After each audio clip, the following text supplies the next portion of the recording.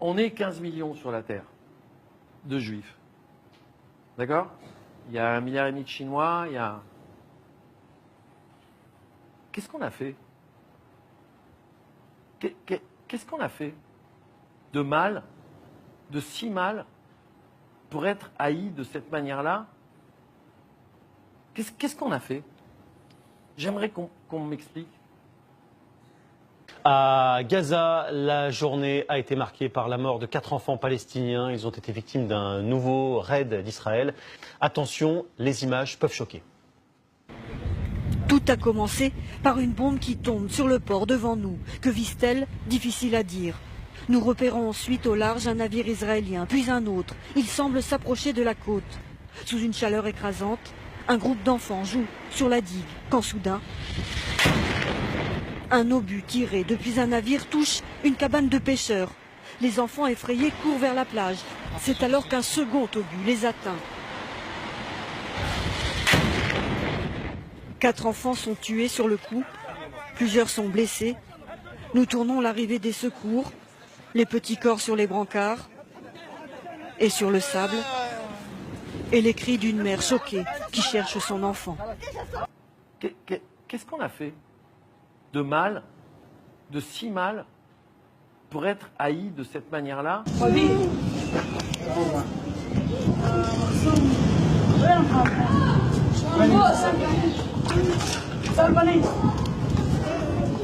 Qu'est-ce qu'on a fait?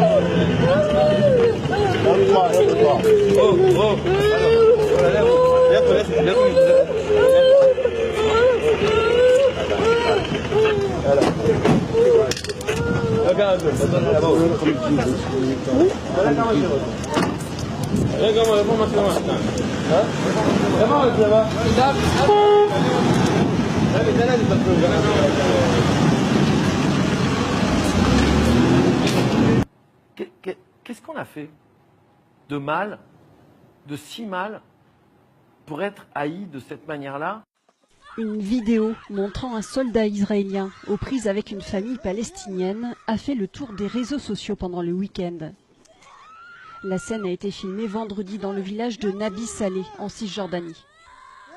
Un enfant de 11 ans, un bras dans le plâtre, est brutalement tenu contre un rocher par un soldat israélien. L'enfant se débat. Sa mère, ses sœurs et cousines viennent à la rescousse. Harcelé, frappé de toutes parts, le soldat israélien finira par lâcher prise à l'arrivée de son commandant.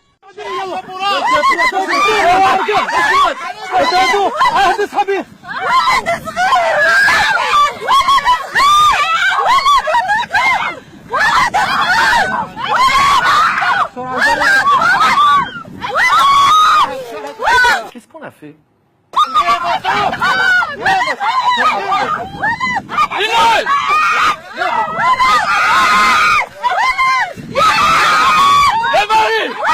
Qu'est-ce qu'on a fait?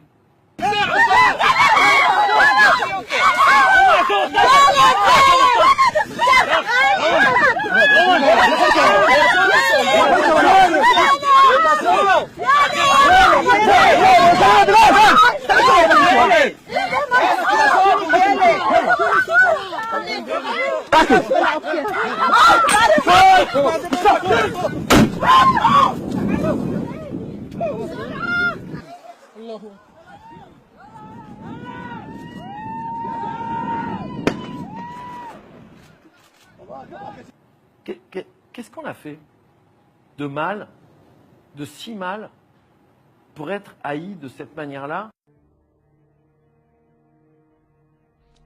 Il y a quelques jours, le Parlement juif européen a été inauguré à Bruxelles en toute discrétion.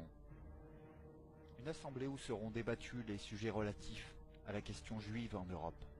Les juifs seront représentés par 120 parlementaires. Notez que ce Parlement se trouve dans le même bâtiment que le Parlement européen. Ce sont des juifs français et européens qui ont élu ces représentants, mais aussi des Russes, des Slovènes, des Kazakhs et même des juifs de San Marin et Gibraltar. En quoi les citoyens de pays non européens ont légitimité à élire un Parlement juif qui se prétend européen? Ces 120 députés du Parlement juif européen sont censés représenter 47 pays. Cela en fait donc 20 de trop qui n'ont rien à voir avec l'Europe. Je cite Javier Solana à ce sujet. La phrase a été prononcée mercredi 21 octobre 2009 à Jérusalem.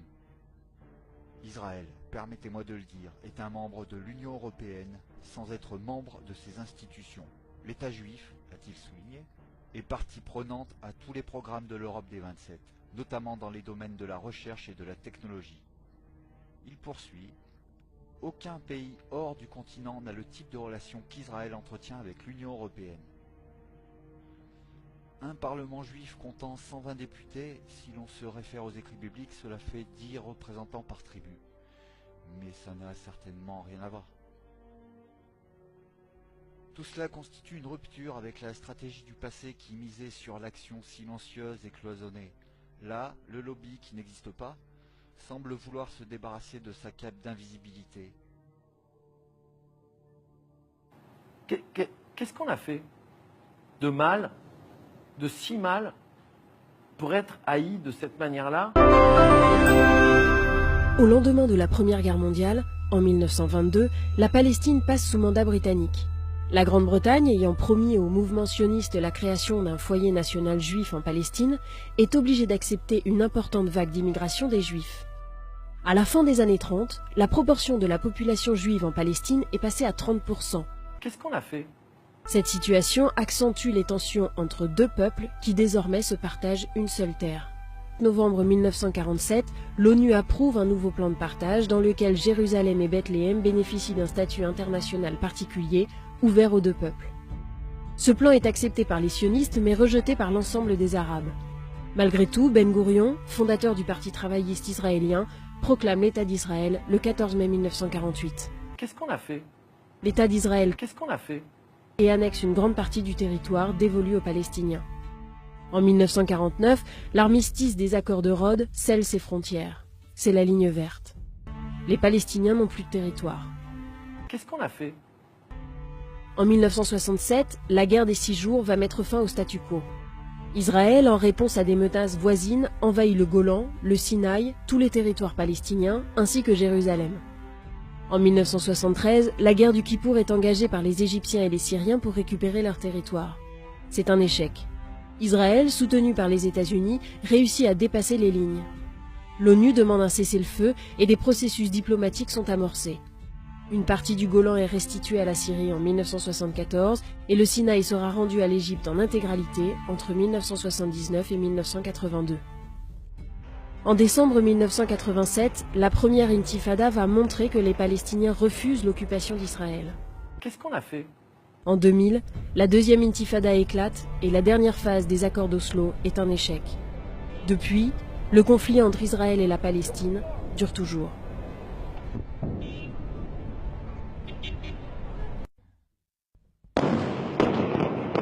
Pas de répit cette nuit sur Gaza. Aux raids aériens se sont succédé des interventions militaires de la marine israélienne. Qu'est-ce qu'on a fait? Hier, des bombardements avaient déjà détruit le siège du gouvernement. Qu'est-ce qu'on a fait? D'autres installations ont été visées, telles que le quartier général de la police, l'université islamique et le stade baptisé Palestine. Par ailleurs, au nord de Gaza, 2 Palestiniens ont été tués dans des raids, ce qui porte à 48 le nombre de Palestiniens tués à l'aube du 5e jour de l'opération Pilier de défense. Qu'est-ce qu'on a fait?